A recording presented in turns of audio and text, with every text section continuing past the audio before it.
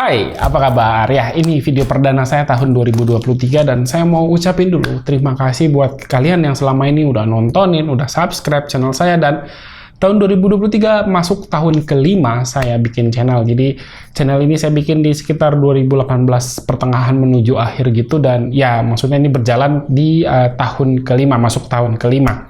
Dan ya, untuk video pertama di 2023, saya udah beli sebuah smartphone yang pengen saya jadiin daily driver. Jadi buat kalian yang mungkin udah nonton video saya sebelumnya, yang saya beli Samsung S20 dengan harga yang nggak masuk akal, itu kan sempet rusak ya, si mikrofonnya rusak gitu, dan akhirnya harus dibenerin. Dan nggak berapa lama itu layarnya yang malah rusak, jadi layarnya bener-bener udah mati gitu.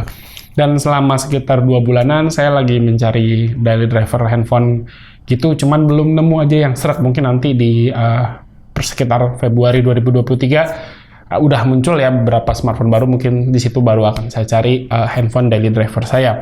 Dan sambil menunggu, saya sebenarnya udah incar HP ini tuh dari sekitar November 2022 kemarin. Cuman harganya waktu itu di sekitar 4,8 juta. Saya pikir nanti di Desember bakal turun lagi diskon akhir tahun, tapi prediksi saya salah. Nggak tahu kenapa harganya di bulan Desember HP ini tuh malah naik gitu. Ini kalau kayak di saham tuh kayak ada yang pom-pom terus harganya malah melambung gitu. Dan ya nggak jadi beli. Tapi akhirnya setelah saya cari-cari gitu ya, akhirnya saya nemu yang kondisinya second. Sebenarnya nggak second banget, nah second sih, tapi like new gitu ya. Karena handphone ini tuh baru dipakai sekitar sebulanan. Kalian udah bisa tebak belum ya? Mungkin dari thumbnail video ini udah bisa ketebak. Sekarang kita buka aja yuk HP-nya. Let's go. Oke, ini dia untuk si paketnya, dan sepertinya dikasih bonus casing ya, ini di luar gitu ya. Yuk kita langsung buka aja ya.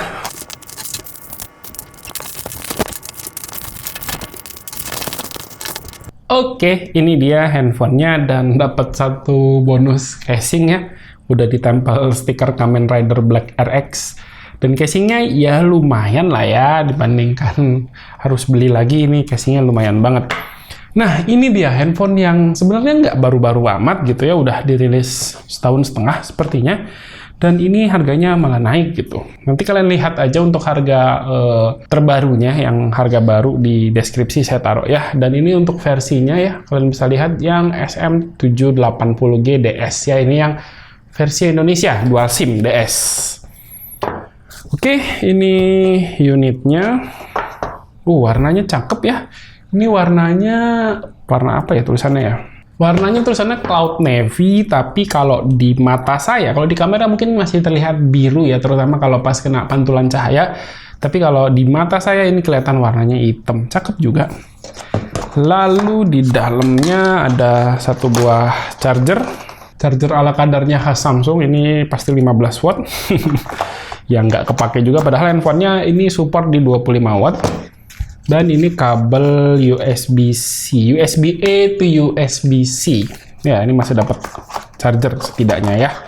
Tapi ya tidak dimanfaatkan juga dengan maksimal. That's why mungkin Samsung menghilangkan chargernya mereka. Ini untuk bagian belakang ternyata lumayan berat ya, lumayan solid feel-nya, meskipun ini adalah yang SI. Ini kan versi S yang dipangkas gitu harganya. Dan ini beneran like new, karena kalian bisa lihat ya di sini untuk plastiknya tuh masih pada nempel. Tuh plastik pinggiran khas HP-nya Samsung tuh masih pada nempel. Jadi ini masih like new beneran gitu. Terus ada anti goresnya juga udah kepasang. Saya lupa ini apakah HP-nya ada bawaan anti gores atau emang udah dipasangin sama yang punya sebelumnya. Di belakang dia ada 3 kamera, di depan of course ada 1. Terus speakernya di sini ada di bawah, di atas ada apa enggak ya? Kayaknya enggak ada deh, kayaknya single speaker. Tapi nanti saya cek deh, saya make sure ini single atau stereo. Nah, ini udah nyala, ini saya setting-setting sebentar kali ya, nanti kita kembali lagi. Yes, ini udah selesai saya setting-setting. Sekarang kita lihat dulu dia punya SIM tray. Dia punya SIM tray ini kelihatannya hybrid ya. Ini di bagian depan SIM card doang, di bagian belakang SIM card bisa juga dipasangin SD card. Nah, jadi dia punya harga ini kejadiannya tuh mirip dengan M52 beberapa bulan yang lalu, sekitar 6 bulanan yang lalu gitu ya. Harganya tuh sempat di pom-pom dan jadinya naik gitu. Ini mirip kejadiannya. Sekarang saya lihat dulu di sini untuk about phone-nya. Dia ada di Android. Oh, udah menggunakan Android 13 ya.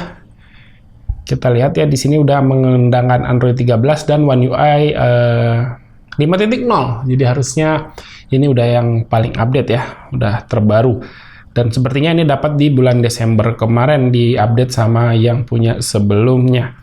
Terus untuk spek dia menggunakan ini yang versi Snapdragon. Seingat saya tuh pernah pakai, tapi saya lupa gitu ya. Saya pernah pakai S20 Fi. Seingat saya pakai yang versi Exynos gitu. Seingat saya ya. Dan ini adalah yang versi Snapdragon-nya. Jadi dia menggunakan Snapdragon 865 tapi dengan modem 4G, bukan modem 5G. Karena kan Snapdragon 865 tuh bisa dipasangin modem 5G.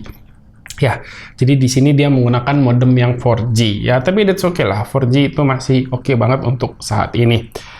Terus sepengalaman saya juga handphone Samsung ya yang menggunakan Snapdragon itu punya hasil foto yang jauh lebih oke ya. Ini sekilas saya coba hasil fotonya.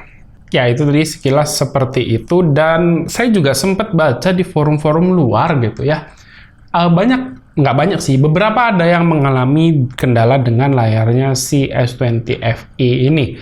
Terutama kendala katanya tuh di touchscreen-nya, ada yang ghost touch, ada juga yang tidak sensitif untuk di multitouch-nya.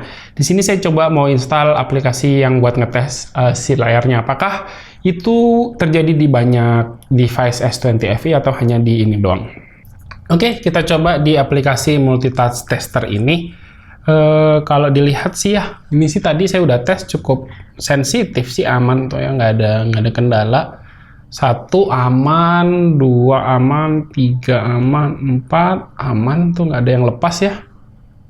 5 cobain ya, 5 juga. Oh, aman sih, nggak ada yang lepas, aman. Itu tadi lepas. Oh, karena terlalu deket ya ini ya, tapi aman sih so far, nggak ada masalah. Bisa lebih daripada itu nggak ya? 6 aman. 7